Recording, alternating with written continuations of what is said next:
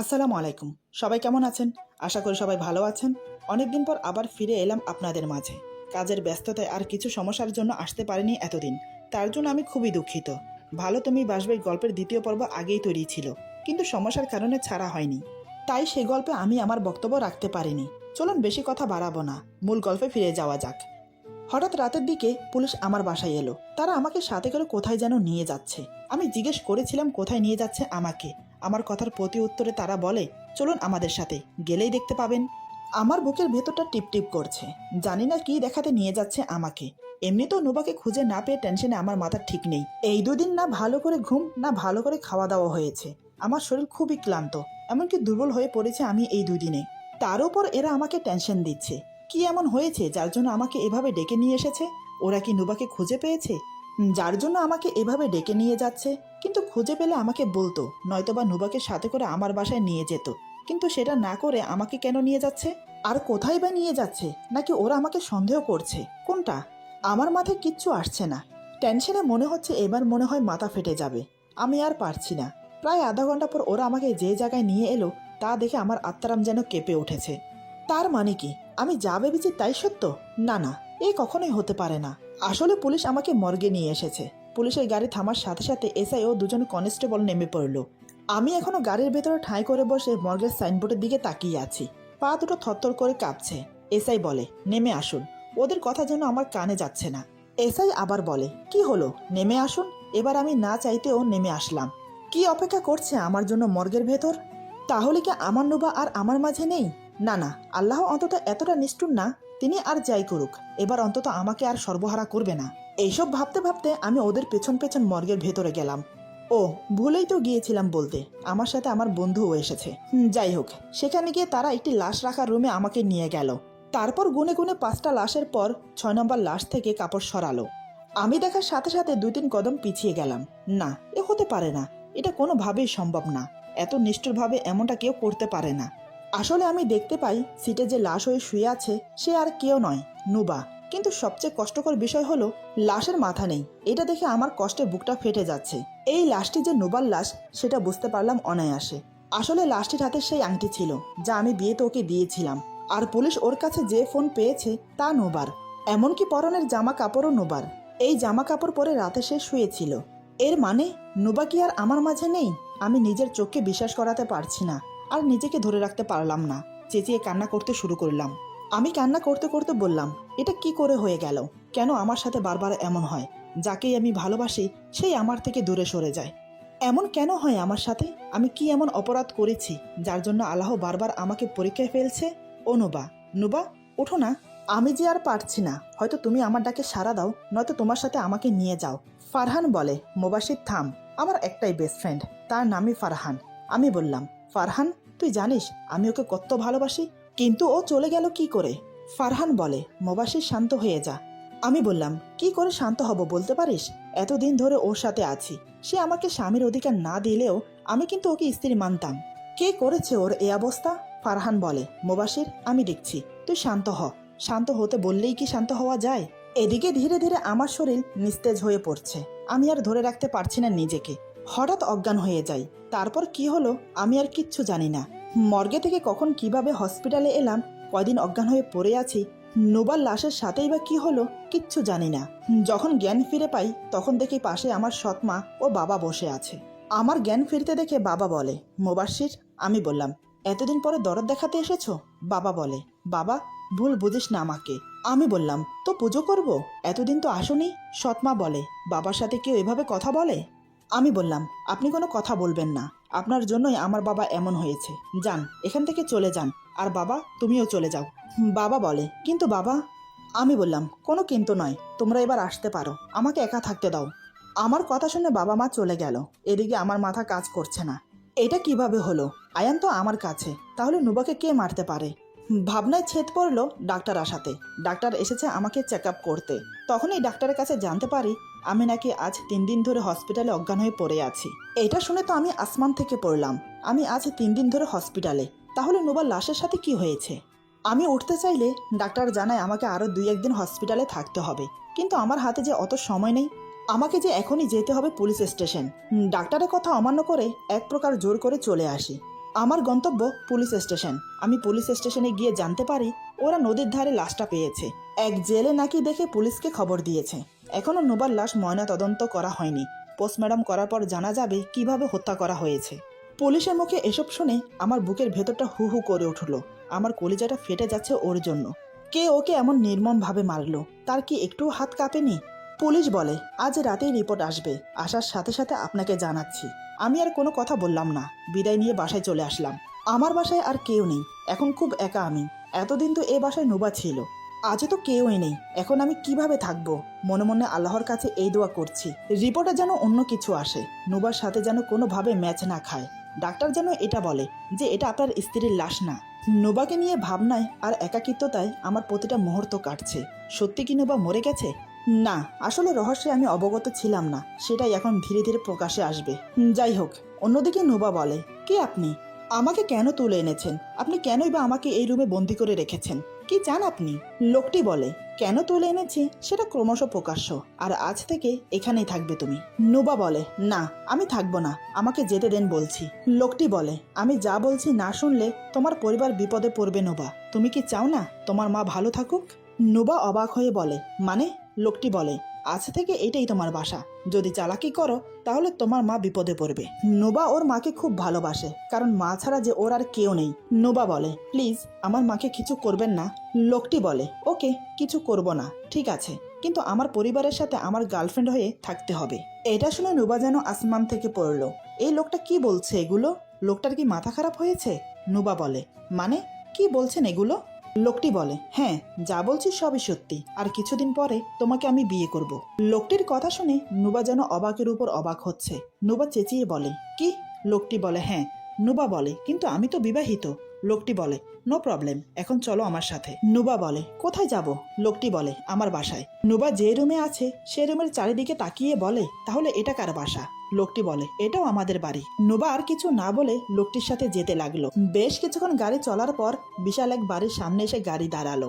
লোকটি ওকে নিয়ে বাড়ির ভেতরে গেল। লোকটি বলে, হাই মা। মা বলে, কি রে, কই ছিলি? লোকটি সেই উত্তর না দিয়ে বলে, মা তুমি না বউ চেয়েছিলে? মা বলে, তো? লোকটি বলে, এই দেখো পরে নিয়ে এসেছি। এই বলে নুবাকে সামনে বের করলো। আসলে এতক্ষণ নুবা লোকটির পিছনে ছিল, তাই লোকটির মা দেখতে পায়নি। নুবাকে দেখে লোকটির মা অবাক হয়ে বলে, ও মা, এ তো মেয়ে না রে, সত্যিই পরি। এই বলে কাকে যেন ডাক দিল, এই ঝিলমিল, আবরাম, তোরা কই? দেখ দেখ, এদিকে আয়। ভেতর থেকে কে যেন বলল, হ্যাঁ মা, আসছি। কিছুক্ষণ পর দুজন প্রাপ্তবয়সী ছেলে মেয়ে বেরিয়ে এলো। মা বলে, এই দেখ তোদের ভাই ভাবি নিয়ে এসেছে। মেয়েটি বলে, কই মা? মা বলে, এই দেখ। পুরো বাড়িতে যেন খুশির রোল পড়ে গেল নুবাকে পেয়ে। কিন্তু নুবার যেন কিছুই ভালো লাগছে না। ওর মন পড়ে আছে আয়ানের কাছে। বাসা থেকে বেরিয়েছে আয়ানের সাথে পালিয়ে যাবে বলে, কিন্তু কি থেকে যে কি হয়ে গেল সেটাই বুঝতে পারছে না। এদিকে সবাই যেন নুবাকে পেয়ে আকাশের চাঁদ পেয়েছে। লোকটির মা বলে, কি রে বাপজান, এতদিন বিয়ে বিয়ে করলাম আর আজ পরি নিয়ে এসে পড়লি? লোকটি বলে, আসলে মা ওর বাসা থেকে মেনে নিচ্ছিল না, তাই ও চলে এসেছে। লোকটির মা বলে, এ মা দাঁড়া, আমি ওকে বোঝাচ্ছি। অপরদিকে আমি যেন পাগলের মতো হয়ে যাচ্ছি, রাস্তায় রাস্তায় ঘুরছি। নুবার খুনিকে আমি পেলে মেরেই ফেলবো। সবার ধারণা মতে নুবা মারা গেছে, কিন্তু আমার মতে না। কারণ আমি পুলিশের থেকে খোঁজ নিয়ে সেই জেলের কাছে যাই। সেখানে গিয়ে জানতে পারি লাশ নাকি পড়েছিল রাতের দিকে। এরপর আমি ফরেন্সিক ল্যাবে যাই। সেখানে জিজ্ঞাসাবাদ করে জানতে পারি লাশ নাকি 7 দিন পুরনো, কিন্তু আমার নুবা তো পালিয়েছে 6 দিন হলো। কথাটা শুনে আমার মনে খটকা লাগলো। তাহলে এটা নুবার লাশ কোনোভাবেই হতে পারে না। এটা নুবার কাপড় পরিহিত অন্য কারো লাশ, যাকে হুবহুব নুবার মতো কাপড় পরিয়ে নুবাকে গুম করে ফেলেছে। কিন্তু কে করলো এমনটা? আমার জানা মতে এখানে কারোর সাথে আমার কোনো দুশ্মনী নেই। যদিও বলি আয়ানের কথা, সে তো আমার কাছে বন্দি ছিল, তাহলে কে এমন করতে পারে? তবে মনে মনে এটা ভেবে খুশি যে নুবা বেঁচে আছে। কথাগুলো ভাবতে ভাবতে আনমনে রাস্তা দিয়ে হাঁটছি, উদ্দেশ্য হেঁটে হেঁটে বাড়ি যাব। হঠাৎ আমার সামনে থাকা একটা গাড়িতে আমি দেখতে পাই নুবা বসে আছে। নুবাকে দেখে আমি যেন আরো উত্তেজিত হয়ে পড়ি। আমি সেই গাড়িকে উদ্দেশ্য করে দৌড় দিলাম। খুব দ্রুত যাচ্ছি, যতই কাছে যাচ্ছি আমার মন আর মানছে না। সেই গাড়ির খুব কাছে চলে গেলাম, কিন্তু যখন গাড়ির কাছে গিয়ে আমি গাড়ির দরজা খুলি, তখন সেখানে নুবাকে দেখতে পাই না। যাকে দূর থেকে দেখে নুবা মনে করে ছুটে এলাম, আসলে সে অন্য মেয়ে। আমি নিজের ভুল বুঝতে পেরে সরি বলে চলে আসি। কিন্তু আমি একটা বিষয় ক্লিয়ার যে, আর যাই হোক, নুবা বেঁচে আছে। এদিকে নুবা রুমে বসে আছে আর ভাবছে, কে হতে পারে এই লোকটা যে আমাকে তুলে এনেছে। আর তার থেকেও বড় কথা, আজ আমি আয়নের সাথে থাকতাম, হয়তো এতক্ষণ আমাদের বিয়ে হতো, কিন্তু এখন তো কিছুই হলো না। উল্টো আমার জীবনে নতুন মোড় নিল। এমন সময় রুমে প্রবেশ করলো সেই লোকটি। লোকটি বলে, কি নোবা, ঘুমোচ্ছ নাকি? নোবা বলে, না, ঘুমাচ্ছি না। আচ্ছা, আপনি কেন আমাকে তুলে এনেছেন? লোকটি বলে, শুনতে চাও সেই গল্প? নোবা বলে, শুনতে চাই। লোকটি বলে, আচ্ছা তাহলে শোনো। আমি তখন কলেজে ফাইনাল ইয়ারে। কলেজে তখন দুজনের রাজ চলতো, আমার আর ফাতেনের। ফাতেনা আর কেউ না, আমার বেস্ট ফ্রেন্ড। আসলে আমাদের দুজনের রাজত্ব চলতো, এটা বললে ভুল হবে। চলতো তো শুধু ফাতেনের, আর আমি ওর বন্ধু হয়েও ওর চাকর ছিলাম। তাও ভালোই চলছিল। হঠাৎ আমাদের কলেজে একটা জুনিয়র মেয়ে ভর্তি হয়, নাম মাইশা। দিনটা কিবার ছিল কিংবা কত তারিখ ছিল আমার মনে নেই, কিন্তু কাহিনীটা মনে আছে। Going to the past. আমি বললাম, এই ফাতেন। ফাতেন বলে, হ্যাঁ বল। আমি বললাম, দোস্ত আজ ক্রিকেট ম্যাচ আছে। ফাতেন বলে, কাদের সাথে? আমি বললাম, আরে ওই যে এম্পায়ার টিমের সাথে। ফাতেন বলে, আমি আসতে পারবো না, তুইই যা। আমি বললাম, ফাতেন আমরা হারতে পারি, তুই না খেললে। ফাতেন বলে, আরে যা তো। আমি ওর কথা শুনে চলে আসি। আসার সময় হঠাৎ দেখি কলেজের গেট দিয়ে অনেকগুলো মেয়ে মাঠের দিকে যাচ্ছে। আমাদের কলেজের একটা নিয়ম ছিল যে যদি কোনো ক্রিকেট ম্যাচ হতো সব জুনিয়ররা যেত। সেখানেই যাচ্ছিল মেয়েগুলো, তাদের মাঝেই ছিল একজন মাইশা। আমি না চাইতেও মুখ দিয়ে ওয়াও শব্দটা বেরিয়ে আসে। আমার কথার মাঝে হঠাৎ কেউ বলে ওঠে, আরে দোস্ত, সত্যিই তো ওয়াও রে মেয়েটা। আমি চমকে উঠে সেদিকে তাকিয়ে অবাক হয়ে বললাম, ফাতেন তুই? ফাতেন বলে, হ্যাঁ দোস্ত আমি। আমি বললাম, মেয়েটাকে ভালো লাগছে? ফাতেন বলে, দোস্ত তুই তো জানিসই, মেয়ে মানেই আমি সেখানে। আমি বললাম, কি? ফাতেন বলে, আরে চল, খেলতে হবে তো। ফাতেন সেদিন অনেক ভালো খেলেছে। খেলার পরে ফাতেনকে মাইশা ডাক দেয়। মাইশা বলে, এই যে মিস্টার, হ্যালো। ফাতেন বলে, আমাকে ডাকছেন? মাইশা বলে, আপনাকেই। ফাতেন বলে, বলুন। মাইশা হঠাৎ বলে, 50 টাকা দিন। ফাতেন অবাক হয়ে বলে, কেন? মাইশা বলে, আরে আমি বাজি ধরেছিলাম আপনি ডাক মারবেন, কিন্তু মারেননি। আপনার জন্য আমার টাকা লস গেছে, এখন টাকা দেন। ফাতেন বলে, আরে ব্যাস, বাজি ধরলেন আপনি, আর টাকা দেব আমি? মাইশা বলে, হ্যাঁ আপনাকেই দিতে হবে, জলদি দেন। ফাতেন সবার সামনে কথা বলতে পারলেও কেন যেন সেদিন একদম চুপচাপ মেয়েটিকে টাকাটা দিয়ে দেয়। 2 দিন পরে আবার ম্যাচ হয়। সেই ম্যাচে ফাতেন ইচ্ছে করে ডাক মারে। এবারও মাইশা ডাকে, এই যে, হ্যালো। ফাতেন বলে, হ্যাঁ বলুন। মাইশা বলে, আজ 100 টাকা দেন। ফাতেন অবাক হয়ে বলে, কি, প্রতিদিন টাকার পরিমাণ বাড়ে নাকি?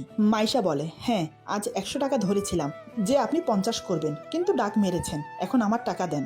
ফাতেন সেদিনও টাকা দিয়ে দেয়। কিছু করার নেই তার, সে যেন একদম চুপ, বাচ্চার মতো লাগছে তাকে।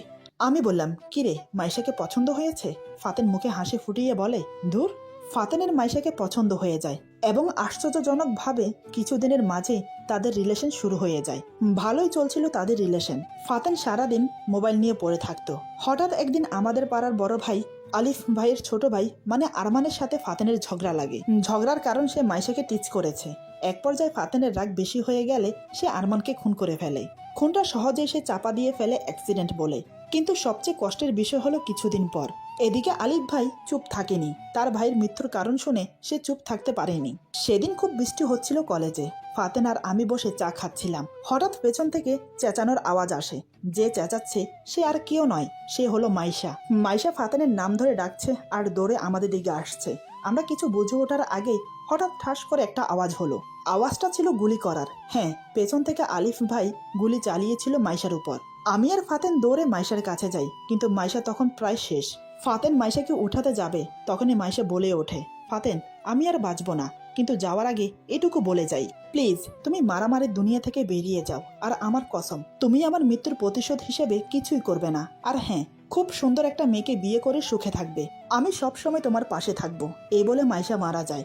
আলিফ ভাই ফাতেনকে কিছুই করে না, শুধু এইটুকু বলে যায় যে, দেখ নিজের কেউ মরলে কেমন লাগে। এই বলে লোকটি থামলো। নুবা বলে, আচ্ছা এই গল্পের সাথে আমার কি সম্পর্ক? লোকটি বলে, তা তুমি পরে বুঝবে নুবা। এই বলে লোকটি চলে যায়। তারপর নুবা রুমে শুয়ে থাকে। নুবার মাথায় বিভিন্ন রকমের প্রশ্ন জাগতে লাগলো। সে মনে মনে ভাবছে, কে এই ফাতেন, আর এই লোকটাই বা কে? কেনই বা এমন করছে সে? আর মাইশার মৃত্যুর সাথে এই লোকটার কি সম্পর্ক? এসব ভাবতে ভাবতেই হঠাৎ নুবার চোখে একটা ডায়েরি পড়লো। সে বিছানা থেকে উঠে সোজা ডায়েরির কাছে চলে যায়। ডায়েরিটা হাতে নিয়ে পড়তে থাকে, কিন্তু তাতে যা লেখা ছিল তা সে কল্পনাও করতে পারেনি এবং সে চিন্তাও করতে পারেনি যে এটা হতে পারে। ডায়েরির প্রথম পৃষ্ঠাতেই লেখা ছিল মোস্তাকবির লাভ মাইশা। নুবা মনে মনে বলে, তার মানে ওই লোকটার নাম মোস্তাকবির। সে ডায়েরির পরের পেজে গিয়ে দেখতে পায় সেখানে লেখা, কলেজে যখন তুমি প্রবেশ করলে মাইশা, সেদিন থেকে তোমাকে ভালোবাসি আমি, কিন্তু ফাতেনও যে তোমাকে ভালোবাসে, ওকে যে আমি কিচ্ছু করতে পারবো না। তৃতীয় পৃষ্ঠার পরে আবার লেখা, আজ তুমি ফাতেনের গার্লফ্রেন্ড, আমার সামনে তোমরা হাসছো খেলছো, তোমাকে আমি কিছুই করতে পারছি না, কিন্তু সহ করতে পারছি না মাইশা। এরপর অনেকগুলো পৃষ্ঠা উল্টালো নোবা, কিন্তু শেষের দিকে গিয়ে লেখা, সরি মাইশা, তোমাকে মারতে বাধ্য হলাম, আমি অনেক ভালোবাসি তোমাকে, তাই ফাতেনের সাথে তোমাকে দেখে সহ করতে পারলাম না, মাফ করে দিও আমাকে। নোবা যেন এটা পরে বিরাট রকমের একটা শক খায়। তার মানে এই লোকটাই মেরেছে মাইশাকে, কিন্তু এই ফাতেনটাই বা কে? আর আমাকেই কেন ধরে আনা হয়েছে? নোবার যেন মাথা ফেটে যাচ্ছে, সে আর ভাবতে পারছে না, তাই সব ভাবনা ছেড়ে আয়ানের কথা ভাবতে লাগলো। এদিকে আমি রাস্তা দিয়ে যাচ্ছি, হঠাৎ আমার সামনে একজন লোক পড়ে। সে আর কেউ নয়, আমারই এক বন্ধু। তাকে দেখে পুরোই মাথা ঘুরে যায়, রীতিমতো আমি জ্ঞান শূন্য হয়ে পড়ি। এমন মনে হচ্ছে আমি যেন শূন্যে দাঁড়িয়ে আছি। এদিকে আমার বন্ধু আমাকে দেখেই দৌড় দেয়। আমি তো বড় রকমের শক খাই, কারণ ও তো মারা গিয়েছিল। তাহলে ও এখানে কিভাবে? আমি আর দেরি না করে ওর পিছু নেই এবং কিছু দূর যাওয়ার পরেই ওকে ধরে ফেলি। এক হাতে ওর শার্টের কলার ধরে অন্য হাতে হাঁটুতে ভর দিয়ে হাঁপাতে থাকি। আমি হাঁপাতে হাঁপাতে বললাম, কি রে, দৌড়াচ্ছিলি কেন আমাকে দেখে? আর তুই না মারা গেছিস? আমার কথা শুনে সে ভয় পেয়ে যায়, ভয় থরথর করে কাঁপছে। দু হাত জোর করে সে বলে, ভাই ভাই, আমাকে ক্ষমা করে দে। আমি বললাম, কি করেছিস তুই বল? সে বলে, আসলে ভাই, তারপর আমাকে আমার বন্ধু এমন কিছু বলে যা শুনে আমার মাথা খারাপ হয়ে যায়। এই কি করে সম্ভব? এদিকে মোস্তাকাবিরের মা নুবার সাথে তার বিয়ের সব প্রস্তুতি নিয়ে ফেলেছে। এসবের মধ্যে নুবা মন খারাপ করে বসে আছে। কি থেকে কি হয়ে যাচ্ছে। প্রেম করেছে একজনের সাথে, তার সাথে বিয়ে না হয়ে হলো অন্যজনের সাথে। তারপর তাকে ছেড়ে যখন নিজের ভালোবাসার মানুষের কাছে পালিয়ে যেতে চাইলো, তখন অন্য একজন ছো মেরে তুলে নিয়ে আসে এবং ব্ল্যাকমেল করে বিয়ে করছে। সবকিছু এত তাড়াতাড়ি হয়ে যাচ্ছে যে নুবা কিছুই করতে পারছে না। এত কিছুর মধ্যেও একবারের জন্য আমার কথা তার মনে পড়েনি। নানান ভাবনায় মগ্ন নুবা। এটা দেখে মোস্তাকাবিরের মা বলে, কি রে মা, তোর মন খারাপ লাগছে? নুবা বলে, না আন্টি, তেমন কিছু না। মোস্তাকাবিরের মা বলে, আরে মা বলেই ডাকতে পারো আমাকে, আর দুদিন পরেই তো আমার বোমা হবে। আর হ্যাঁ, তোমার মা বাবাকেও আমরা মানিয়ে নেব। এই বলে মোস্তাকাবিরের মা চলে গেল। বাড়ির সবাই বিয়ের প্রস্তুতি নিচ্ছে, আর নুবা শুয়ে শুয়ে আয়ানের জন্য কাঁদছে। আজ হয়তো সে আয়ানের কাছে থাকতো, কিন্তু আয়ানের কি আমার কথা একটুও মনে পড়ছে না? নুবা কাঁদছে, কিন্তু সেই কান্না তো আয়ানের কান পর্যন্ত পৌঁছচ্ছে না। আমি অনেক আগেই আয়ানকে ছেড়ে দিয়েছি। আমার মতো সেও জেনে গেছে যে নুবা মারা গেছে। এরপর আর তাকে দেখা যায়নি। আজ নুবা আর মোস্তাকাবিরের বিয়ে, সবাই খুব খুশি। মোস্তাকাবিরের বোন বলে, কি ভাবি, তুমি রেডি হচ্ছ না কেন? চলো আমি রেডি করিয়ে দেই তোমাকে। তারপর নুবার হবু ননদ ইরা নুবাকে রেডি করছে। পার্লার থেকেও লোক আসা শুরু হয়ে গেছে। সবাই মিলে নুবাকে সাজাতে লাগলো। সব সাজগোজ শেষ করে নুবাকে নিয়ে বসিয়ে দিল মোস্তাকাবিরের সামনে। নুবাকে দেখে মোস্তাকাবির যেন চোখ সরাতে পারছে না। ওর সামনে কোনো মনুষ্য নয়, যেন স্বর্গের কোনো হুর বসে আছে। সবার মুখে মুখে নুবার রূপের প্রশংসা চর্চা হচ্ছে। এদিকে কাজী সাহেবও বসে আছেন। এখন বিয়ে পড়ানোর পালা। এমন সময় হঠাৎ সদর দরজা দিয়ে কেউ প্রবেশ করলো বাড়ির ভেতর। সে আর কেউ নয়, আমি হলঘরে প্রবেশ করে বললাম, থামুন মিস্টার ফারহান মোস্তাকাবির ওরফে নীল সাহেব। মোস্তাকাবির পেছন থেকে কারো মুখে নিজের পুরো নাম শুনে হকচকিয়ে পেছনের দিকে তাকায়। তাকিয়ে আমাকে দেখে সে অবাক হয়ে যায়। বিস্ফারিত চোখে তাকিয়ে থেকে আমতা আমতা করে বলে, ফাতেন তুই? এদিকে আমার চোখ নুবার দিকে আটকে গেল। মোস্তাকাবির আর নুবা একসাথে বসে আছে। এইটা দেখে যেন আরো মাথায় আগুন উঠে গেল। এদিকে নুবা মোস্তাকাবিরের মুখে আমার নাম ফাতেন শুনে বড় ধরনের একটা ঝাটকা খায়। আমি বললাম, হ্যাঁ আমি ফাতেন মোবাশ্বির ইসকাম। নুবার মাথায় কিছুই কাজ করছে না। নুবা মনে মনে বলে, কি হচ্ছে এটা? কাহিনী কি? মোবাশ্বিরই হলো তাহলে ফাতেন, কিন্তু এত কিছু কেন হলো? আমাকে কেন কিডন্যাপ করা হলো? ওর মাথায় যেন কিছুই আসছে না। আমি বললাম, আমার বউকেই বিয়ে করছো বন্ধু, আর আমাকেই দাওয়াত দিলা না? মোস্তাকাবির বলে, ফাতেন দেখ। আমি বললাম, দেখা দেখি টাইম নেই, তুই তো সেই নিচরে। মোস্তাকাবির বলে, তোর থেকে কমই আছি। আমি বললাম, আমি কি করেছি?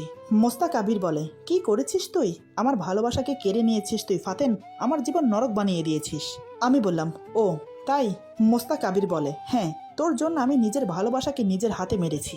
আমি বললাম, ভুল বললি তুই। আমি তোর ভালোবাসাকে কেড়ে নেইনি, বরং তুই আমার ভালোবাসাকে কেড়ে নিয়েছিস। তাকে সারা জীবনের জন্য এই পৃথিবী থেকে সরিয়ে দিয়েছিস।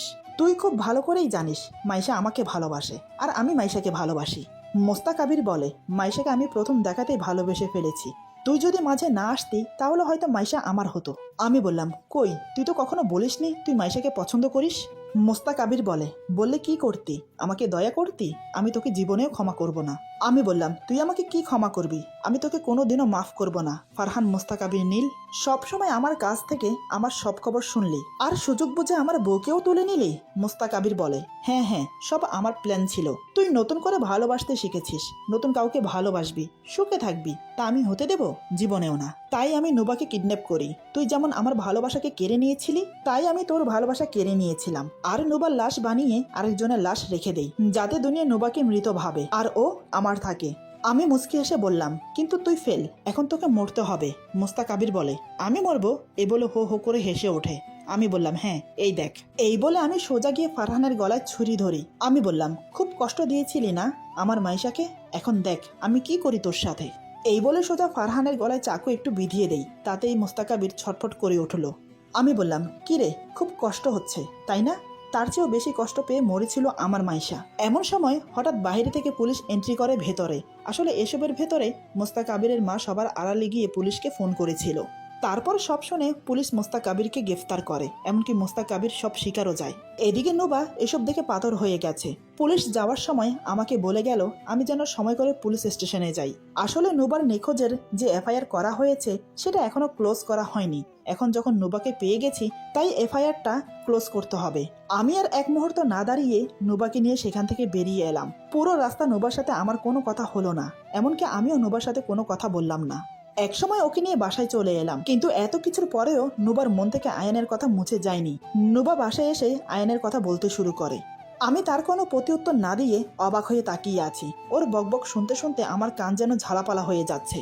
এবার আমি বাধ্য হলাম ওকে একটা ভিডিও দেখাতে। পকেট থেকে ফোনটা বের করে ভিডিওটা অন করে ওর সামনে ধরলাম। নুবা আমার হাত থেকে ফোনটা ছোঁ মেরে নিয়ে ভিডিওটা দেখতে লাগলো। ভিডিওটা যত দেখছে নুবার মুখ ক্রমশ পরিবর্তন হচ্ছে। আমি মনে মনে ভাবলাম এবার অন্তত সবকিছু ঠিক হয়ে যাবে। হঠাৎ নোবা অবাক করে যা করলো বা যা বলল, সত্যি তার জন্য বিন্দু মাত্র প্রস্তুত ছিলাম না। ভাবতে পারিনি সে এমন করবে। ওর কথা শুনে, ওর কাণ্ড দেখে আমি বিস্ময়ে অবাক হয়ে যাই। মনে হচ্ছে আমার চোখ ফেটে এখনই জল গড়িয়ে পড়বে। এরপর যা হলো, আজকের গল্প এখানে সমাপ্ত। গল্পের বাকি অংশ পেয়ে যাবেন আগামী পর্বে। আশা করি গল্পটা আপনাদের ভালো লাগবে। সবাই ভালো থাকবেন, সুস্থ থাকবেন। আল্লাহ হাফেজ।